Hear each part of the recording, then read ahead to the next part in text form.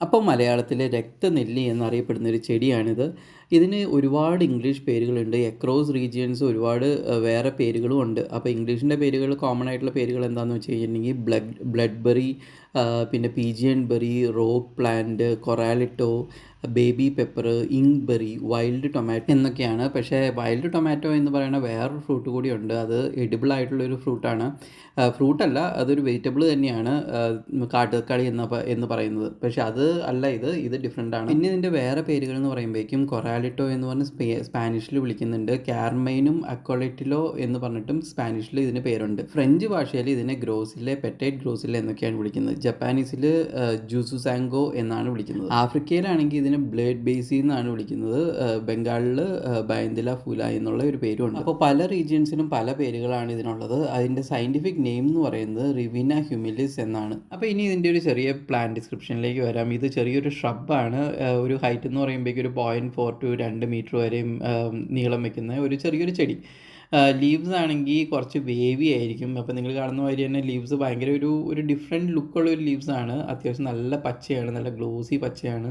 നല്ല രസമുള്ള ഒരു ലീവ്സാണത്. ആ ഷേപ്പൊക്കെ അത്യാവശ്യം നല്ല രസമുണ്ട്. പിന്നെ ഇതിൻ്റെ ഫ്ലവേഴ്സ് എന്ന് പറഞ്ഞു കഴിഞ്ഞിട്ടുണ്ടെങ്കിൽ, അപ്പോൾ നിങ്ങൾ ഈ വീഡിയോയിൽ കാണുന്ന മാതിരി തന്നെ ആ ഒരു ഫ്രൂട്ടിൻ്റെ ഒക്കെ ഇടയ്ക്കായിട്ട് നിങ്ങൾക്ക് വൈറ്റ് ഫ്ലവേഴ്സ് കാണാം. വൈറ്റും ഒരു ചെറിയൊരു ടാൻ കളറും ആയിട്ടുള്ള ഫ്ലവേഴ്സ് നിങ്ങൾക്ക് കാണാൻ പറ്റും. അത് ആൾട്ടർനേറ്റീവായിട്ട് അറേഞ്ച് ചെയ്തേക്കുന്ന ഒരു മോഡലിലാണ് അതിരിക്കുന്നത്. എന്നാലും ഇതിൻ്റെ ഒരു ഹൈലൈറ്റ് എന്ന് പറഞ്ഞു കഴിഞ്ഞിട്ടുണ്ടെങ്കിൽ അത്യാവശ്യം ഇതിൻ്റെ ഫ്രൂട്ട് തന്നെയാണ്. അതിൻ്റെ ഫ്രൂട്ടിൻ്റെ കളറ് നല്ല ഹെവി റെഡ് കളറ്. അതിൻ്റെ അകത്തൊരു കറുത്ത സീഡുണ്ട്. നല്ല ഹെവി റെഡ് കളറിൽ ഒരു നല്ല കറുത്ത സീഡ്. പിന്നെ നിങ്ങളത് കയ്യിലെടുത്തിട്ട് ജസ്റ്റ് ഒന്ന് പൊട്ടിച്ച് കഴിഞ്ഞിട്ടുണ്ടെങ്കിൽ നല്ല റെഡ് സ്റ്റെയിനും ഉണ്ട്. നല്ല റെഡ് സ്റ്റെയിൻ ആയിട്ട് വരും. ഇത് കുറേ എടുത്തിട്ട് പൊട്ടിച്ച് കഴിഞ്ഞിട്ടുണ്ടെങ്കിൽ കൈയൊക്കെ മുറിഞ്ഞേക്കണമെന്ന് മാതിരി തന്നെ ആയിട്ട് വരും. അപ്പോൾ നിങ്ങളിപ്പോൾ ഈ കാണുന്നത് അതാണ്. അപ്പോൾ ഇതിൻ്റെ അകത്ത് ഒരു കുരുവുണ്ട്. നല്ല ബ്ലാക്ക് കളറിലായിരിക്കുന്നത് ഇതിൻ്റെ കുരുവാണ്. അപ്പോൾ അത് നല്ല ഹാർഡാണ്. നല്ല ഹാർഡായിട്ടുള്ളൊരു കുരുവാണ്. അതുപോലെ തന്നെ അതിൻ്റെ ആ ഒരു സ്റ്റെയിനായ ഒരു കറ എന്ന് പറയുന്നത് നല്ല ബ്ലഡ് റെഡ് കറയാണ്. നമുക്ക് കൈ മുറിഞ്ഞേക്കണമായിട്ടൊക്കെ തോന്നുന്ന ഒരു രീതിയിലുള്ളൊരു കറയാണ് ഈ കാണുന്നത്. അപ്പോൾ ഇതിൻ്റെ ഒരു ബ്ലഡ് കളർ ഉള്ളത് കൊണ്ട് തന്നെയാണ് ഇതിന് രക്തനെല്ലി എന്ന് പറഞ്ഞിട്ടുള്ള ഒരു പേര് കിട്ടിയത്. ഇനി ഇതിൻ്റെ ഒരു ഗ്രോയിങ് കണ്ടീഷനിലേക്ക് വരാം. അപ്പോൾ ഒരു ലൈറ്റിംഗ് എന്ന് പറഞ്ഞു കഴിഞ്ഞിട്ടുണ്ടെങ്കിൽ ഒരു പാർഷ്യൽ ഓർ ഫുൾ ഷെയ്ഡുള്ള റീജിയൻസിലാണ് ഇത് നല്ലത്. ലോ ലൈറ്റാണ് ഇതിന് ഏറ്റവും ആപ്റ്റ് ആയിട്ടുള്ളത്. പിന്നെ സോയിൽ എന്ന് പറഞ്ഞു കഴിഞ്ഞിട്ടുണ്ടെങ്കിൽ പല രീതിയിലുള്ള സാൻഡ്, ലോം, ക്ലേ, കാൽഷ്യറസ് സോയിൽസിലൊക്കെ തന്നെ ഇത് അഡാപ്റ്റബിൾ ആണ്. മോയ്സ്ചർ എന്ന് പറഞ്ഞു കഴിഞ്ഞിട്ടുണ്ടെങ്കിൽ കൂടുതലായിട്ടുള്ള മോയിസ്റ്റ് എൻവയോൺമെൻറ്റ്സ് ആണ് ഇത് പ്രിഫർ ചെയ്യുന്നത്. ഇത് നന്നായിട്ട് വളരുന്നത് മോയിസ്റ്റ് എൻവയോൺമെൻറ്റ്സിലാണ്.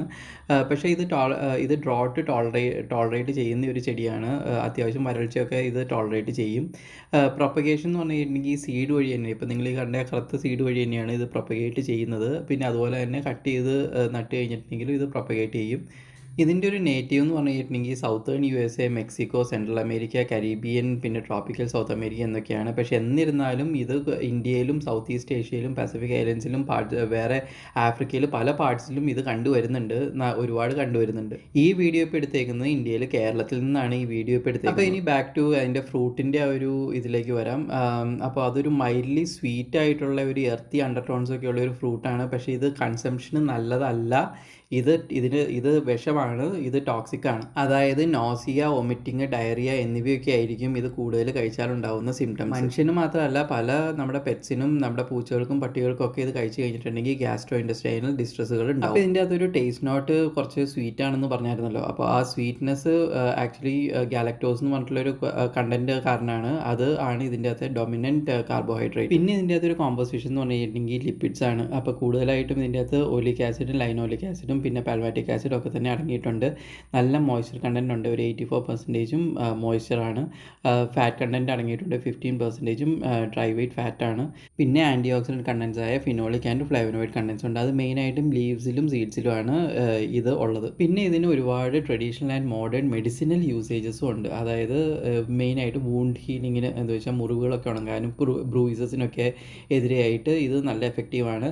മെക്സിക്കോയിൽ യൂഷ്വലി ഇതിൻ്റെ ലീവ്സിൻ്റെ ഡികോക്ഷൻസ്, അതായത് അതിൻ്റെ ഒരു കുഴമ്പ് പോലെയുള്ള രൂപം ഈ ഒരു പർപ്പസിനായിട്ട് യൂസ് ചെയ്യുന്നതായിട്ട് റെഫറൻസുകളുണ്ട്. പിന്നെ നമ്മുടെ ഒരു നീം ലീവ്സ് പോലെ തന്നെ ഇത് ഒരുപാട് സ്കിൻ ഇൻഫെക്ഷൻസിന് ഇതിൻ്റെ ഇലയിട്ട് തിളപ്പിച്ച വെള്ളത്തിൽ കുളിക്കുന്നത് നല്ലതാണെന്ന് പറയുന്നത്. പിന്നെ ഇതിനൊരു ആൻറ്റി ഇൻഫ്ലമേറ്ററി പ്രോപ്പർട്ടി ഉണ്ട് എന്നാണ് പറയുന്നത്. അത് തലവേദനയ്ക്കും ജോയിൻറ്റ് പെയിൻസിനും മസിൽ ഏക്സിനും ഒക്കെ തന്നെ നല്ലതാണ്. പിന്നെ ജമൈക്കയിൽ ഇതൊരു ഫോൾക്ക് മെഡിസിൻ ആണ്. അത് ഇൻഫെർട്ടിലിറ്റി ട്രീറ്റ്മെൻറ്റ്സിന് യൂസ് ചെയ്യുന്നതായിട്ട് പറയുന്നുണ്ട്. പലയിടത്തും റെഫറൻസ് ഉണ്ട്. മെയിനായിട്ടും ഫെലോപ്പിയൻ ട്യൂബ്സ് ക്ലിയർ ചെയ്യാനായിട്ടാണ് ഇത് യൂസ് ചെയ്യുന്നത്. പിന്നെ ജലദോഷത്തിനും ചെസ്റ്റ് കൺജഷൻസിനൊക്കെ കഫക്കെട്ടും കൺജഷൻസിനൊക്കെ എതിരെ ഇത് ഫലപ്രദമാണെന്നും പറയുന്നു. പിന്നെ ഇതിൻ്റെ അകത്ത് പറയാൻ പോകുന്ന ഒരു യുണീക്ക് പ്രോപ്പർട്ടി ഫാർമക്കോളജി സ്റ്റുഡൻസിന് ഭയങ്കര ഇൻട്രസ്റ്റിംഗ് ആയിട്ടുള്ള ഒന്നായിരിക്കണം.